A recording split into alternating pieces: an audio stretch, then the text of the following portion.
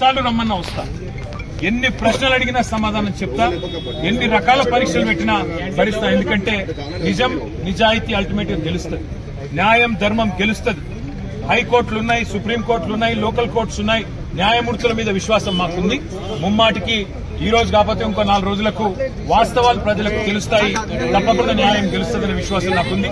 మాకు ఇవాళ ఇక్కడ ఇంతమంది వచ్చి సహకరించిన మా మిత్రులు, మా పార్టీ నాయకులు, మా కార్యకర్తలు, మా మీడియా మిత్రులు అందరికి హృదయపూర్వకంగా ధన్యవాదాలు. మనం తప్పు చేయలేదు, తప్పు చేయబోము. ఎట్టి పరిస్థితిలో ఇంత అరపైసా అవినీతి కూడా జరగలేదు.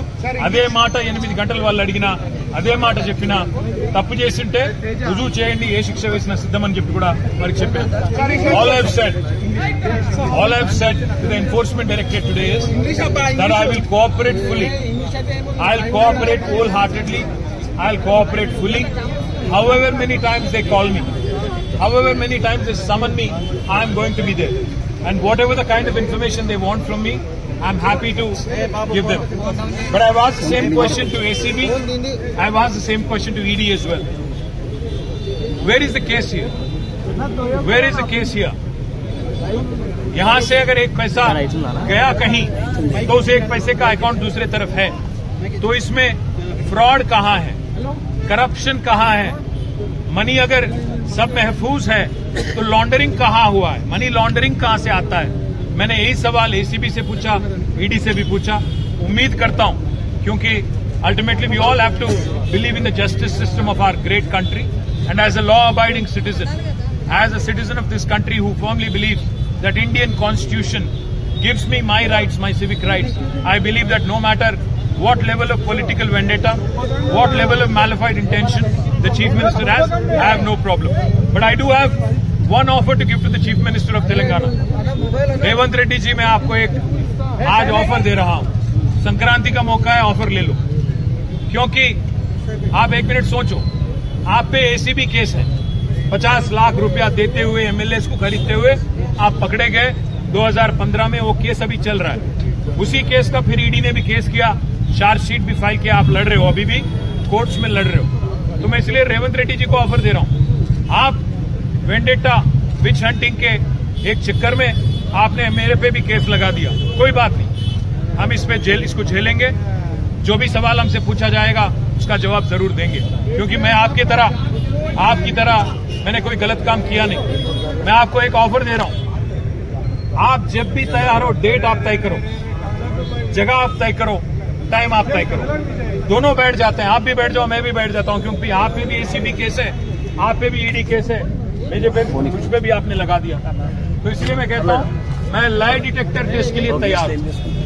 आप जगह, प्लेस आप चुनो.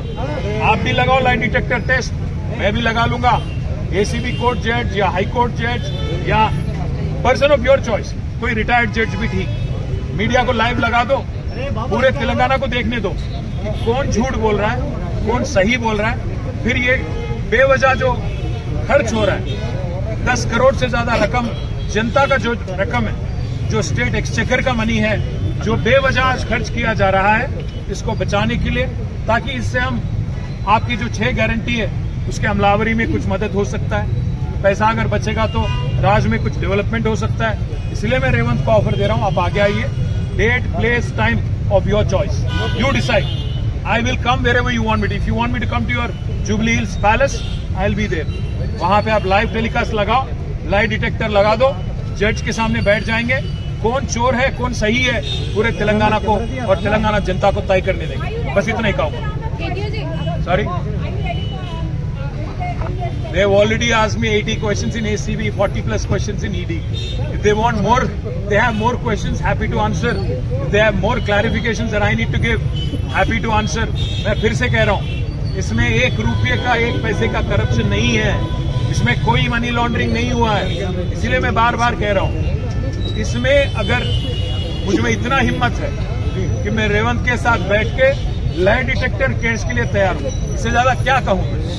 इससे ज्यादा मैं कैसे प्रूव करूं कि मैं एकदम सही सच बोल रहा हूँ और कुछ नहीं। मुझे इसमें अगर केस में कुछ होगा तब ना, केस में कुछ भी नहीं है, केस में 1 रुपये का भी करप्शन नहीं है। रेवंत रेड्डी का टारगेट एक ही है, क्योंकि उनके ऊपर एसीबी के केस लगा था तो मेरे पे भी लगाना था। वो अरेस्ट हो गए तो इवेंचुअली मेरे को अरेस्ट करने का है। उन पे ईडी केस हो गया तो मेरे पे भी ईडी केस करना था। अभी तक तो कोई डेट नहीं दिया गया, जब बुलाएंगे तब जरूर जाएंगे। I will cooperate fully. Thank you.